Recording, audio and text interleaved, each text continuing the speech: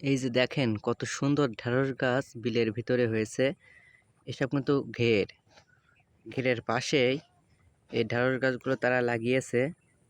আপনারা যদি দেখেন, দেখবেন দুই ধার দিয়ে শুধু ঢেঁড়স গাছ আর ঢেঁড়স গাছ। অসাধারণ, বিলের ভিতরে এত সুন্দর ফসল কৃষকরা উৎপাদন করতেছে। এই যে বিলের সাইডে কত সুন্দর তারা তরি তরকারি লাগিয়েছে। একবার দেখেন ভাইরা, কি পরিমাণ উচ্ছে গাছ হয়েছে এই বানে।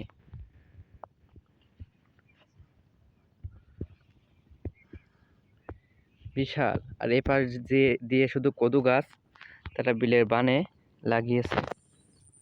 এসব গাছগুলার কিছুদিন পরেই ফল, মানে আপনার কি ফুল ধরবে এসব গাছে, এবং কিছুদিন পরে এতে কদু ধরবে। এক এক কদু 4 থেকে 5 কেজি ওজন হয়। উচ্ছে গাছগুলো খুব সুন্দর দেখাচ্ছে এখান থেকে, কিন্তু বিলের ভিতরে তো পানি, এই মাছ দিয়ে এইখানে এরা ঘের করে, আর তার পাশে এইভাবে তারা ফসল লাগায়। খুব সুন্দর।